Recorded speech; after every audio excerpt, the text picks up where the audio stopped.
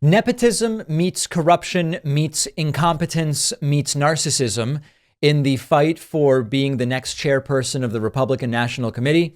Donald Trump is demanding that his daughter-in-law, Lara Trump, be made RNC chair or co-chair, referring to her as very talented. She is making clear that it will be complete and total loyalty to Trump. Officially, the RNC will become an institution of Trump if she is selected. But let's start at the very beginning. Mediaite reports Trump endorses his daughter-in-law for RNC co-chair, referring to her as very talented. Remember that Ronna McDaniel announced that she will be resigning from the RNC. This after a number of, I don't even know what to call them. We could say she's beleaguered. She was called out on the debate stage by Vivek Ramaswamy. Different factions of the Republican Party saying Ronna McDaniel is doing the right thing or the wrong thing. She's supportive enough of Trump. She's not supportive enough of Trump. The party needs to get rid of Trump. Who the hell knows? Donald Trump putting out the following statement. The RNC must be a good partner in the presidential election. It must do the work we expect from the national party and do it flawlessly.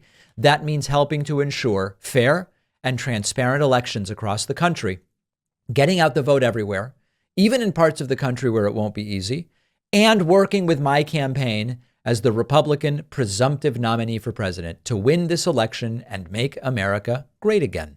For these reasons, I think my friend Michael Whatley should be the RNC's next leader. Michael has been with me from the beginning and has done a great job in his home state of North Carolina and is committed to election integrity.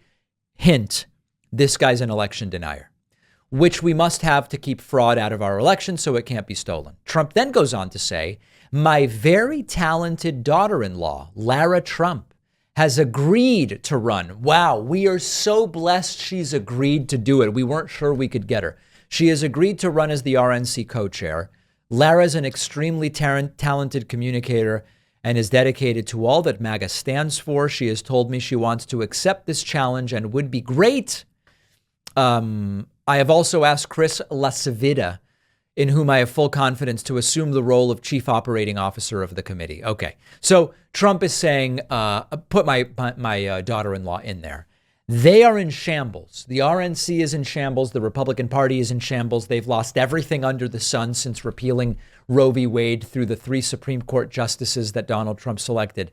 And the plan is bring in Trump's daughter-in-law as RNC chair.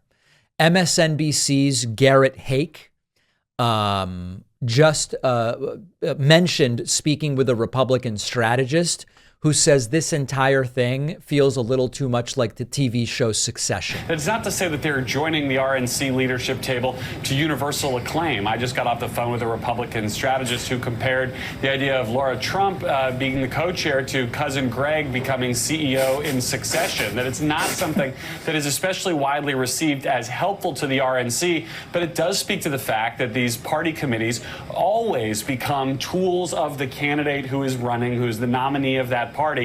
So there basically are two interpretations here. Interpretation one is this is unique nepotism. This is worse than what you normally see. This is pathetic. It's Trump again installing friends and family. The counterpoint would be, okay, maybe the daughter-in-law is a touch too much, but in practice, these committees are tools of the nominee. Trump's not the nominee yet, but he's the presumptive nominee. Who's going to get in his way unless he dies or ends up in prison? For her part, Lara Trump is pledging complete and total loyalty and making it clear if she is RNC chair, it will officially be the committee of Trump. Let's talk about that next a little bit.